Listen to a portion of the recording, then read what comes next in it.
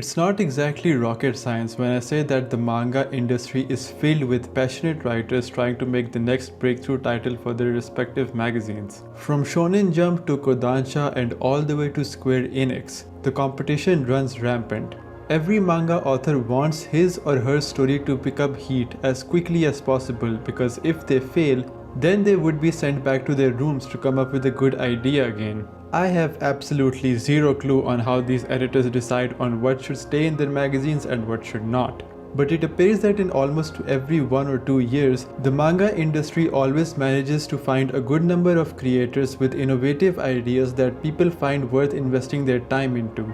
But what I find interesting is that so many of these stories manage to purely stay relevant to the time and era of when they were first released, and never manage to break through the time cage that a lot of people thought they would have. Welcome to the final part of my Bleach miniseries. I really hope you have enjoyed the previous parts, but just in case you haven't been around this channel, then I'll be leaving the links of those videos below so you can check them out. However, for the rest of you, let's get into the final act of how Bleach changed everything. Over the years, anime and manga have completely taken over the Western comic books and live-action adaptations. Their insane rise in popularity is astounding.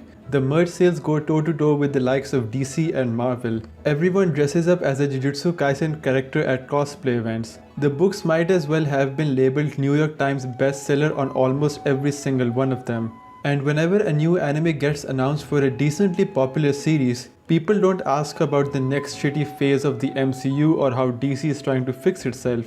They run like lunatics and make those things trending everywhere. One Piece can drop a chapter tomorrow and half of the social media will go absolutely nuts on it. But where did this hype come from? Why do people care so much about some doodles in a book? In order to answer those questions, we gotta go all the way back. If a person comes up to me and asks me what makes a great story, then I will have to think very carefully before answering because this is a matter of subjectivity. One person can like X story over Y and have their own reasons on why it is better, and this situation can also be flipped. But with the context of this video, I would answer this question by saying that there is something about a story and its characters that the author really needs to get to connect with the audience. I always find the characters of a story as the driving force, but that doesn't necessarily mean that I can't enjoy completely polar opposite type of shows. I remember the first time I got immersed into a novel called The Lastling. I haven't been able to finish the story because I found the direction of the rest of the story pretty uninteresting. However, I can't deny that this book had arguably one of the best prologues I have read so far. After some time, I really wanted to get into American comic book series and wanted to start somewhere. I looked up the most popular standalone stories and The Killing Joke grabbed my interest. I remember reading through the entire comic in one sitting, and I think this is the one story that really managed to hook me to the point where I decided to give anime and manga series a chance. Now obviously there is a massive difference between Western comics and manga series, but that change is welcome. There is diversity within the settings of these stories, while in the West, almost every comic book hero is being promoted in the same style, in the same timelines, with almost the same motivations. And clearly there's an audience for all that. But what truly separates manga and Western comics for me is summed up in one word: purpose. Now truth be told, I can't deny that even in anime and manga, a lot of main characters have one-dimensional traits that are pushed as the selling factors. Hokage, Wizard King, number one hero. These are journeys that undoubtedly have amazing moments. I also love these journeys even though they might not have ended yet. But my problem with these type of stories is that the purpose behind the story itself is somewhat overshadowed by the intensely hype moments that the creators made to really grab the attention of the audience. So, where does Bleach make its place in this entire narrative? In the previous video, I talked about how Kubo had written the characters with a very consistent drive and nature. What I basically meant by this was that the story does not leave out the majority of the pre-established relationships as it further progresses. I personally saw Kubo use Ichigo more as a plot device than a main character because almost every conflict has shaped his personality in a new way.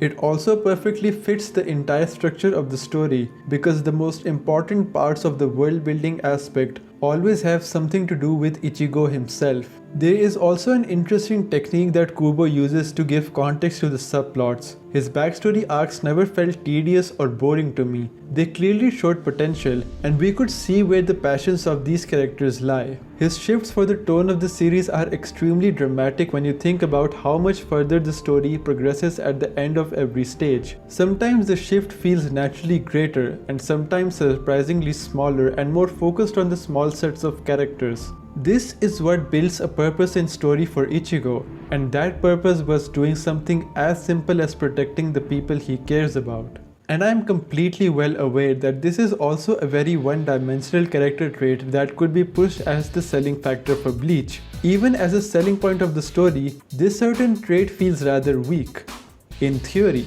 But in practice, Kubo really nails on what he wants his characters to become. Think about characters like Batman and Spider-Man for a while now. These two characters have noticeable similarities, from their upbringing, development as a superhero, and dedication towards their goal. Both of them kind of feel the same. The major noticeable differences are that Batman's universe stays very dark and gritty, while Spider-Man's in comparison can be slightly more vibrant, and that Batman is a billionaire in disguise. This key difference of thematic approach by both of their original creators has set them apart and left an open choice for people to like whoever they want. So, when it came to Kubo to create a world, he kind of used both of these in a very intriguing way. I've come to notice that the more mature themes of the early portions of the story over time became the central focus of Bleach's world. More character introductions over time became vital to the internal and external conflicts, and more world building became important for us to understand the origins of major characters. Although, I should point out that Kubo is very well aware of his shortcomings as a writer during the arcs.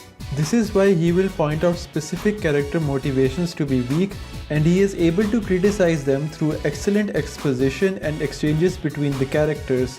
It has also allowed him to explore the minds of the villains and give depth to the characterization. But my favorite part of Bleach and Kubo's writing is when he brings the best characters of the series to their lowest points. This is the exact same reason why I loved Batman the Court of Owls series in the New 52, The Dark Knight Rises, and Logan.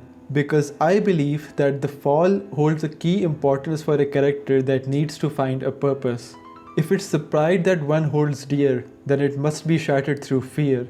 If it's the debt you owe to someone who accepted for who you are, then it must be repaid by your self-sacrifice. If you wish to protect the thrill of your battles, then you must acknowledge your own strength.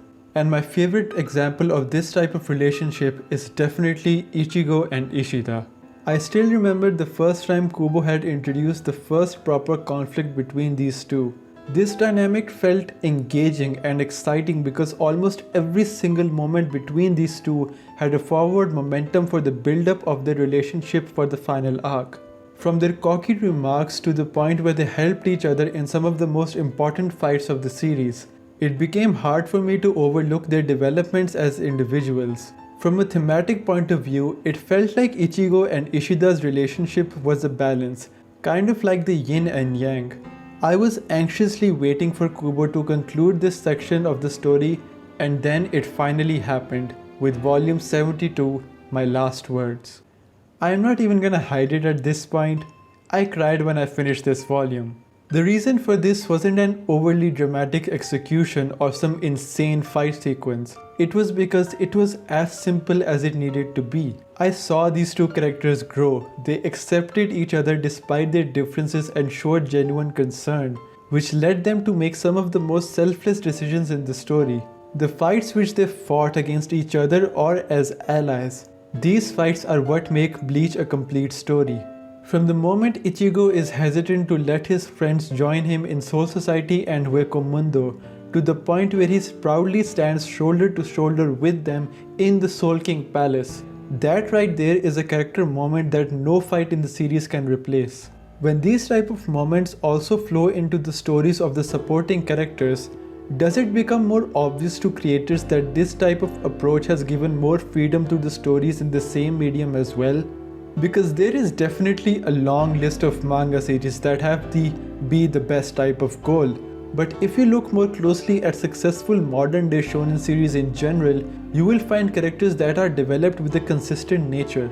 Now, if you find these newer stories or its contemporaries more appealing, then it's totally fine. Just like the Batman and Spider-Man situation, you're free to enjoy whatever you want. However, I don't think it's completely justified to discredit something that has paved the way for them. So, keeping in the god knows how many minutes I've spent making these 3 videos, do I believe Bleach is the perfect story? No, of course not. Because while I do believe that Bleach has a lot of positives, it also does have a few negatives. For example, I really wish to see more of character arcs from the antagonist group that would have made me invested more than I was before they were gone. I do believe that some of the structures of the fights can seem a little repetitive or inconsistent at times when it comes to raising the stakes. I also wish that some of the characters that were built up for quite some time ended up contributing more towards the endgame of the series. I am so glad that a competition for Bleach exists because it has only pushed Kubo as a writer. And I also am glad that Kubo was given some sort of criticism which helped him evolve as an artist. But despite all of these minor shortcomings, Kubo has consistently encouraged me to ask more questions through his storytelling techniques. Questions that have been answered in one way or another already, which I found by revisiting the series, or which lie in the stories he has added after the conclusion of Ichigo's story. If you ask me if I love Bleach as much as I did during my first experience, then I would say yes. But while most of those reasons for my affection are still there, they are now a very small fraction of it. By the time this video drops, Bleach will have already made its return with the anime for the final arc, and it's clearly not back for fixing its poor reputation. It is back because of the incredible success it has made over the past 20 years. It has returned because Kubo's vision for the Bleach universe stays unique and unparalleled in the pages of Weekly Shonen Jump to this day.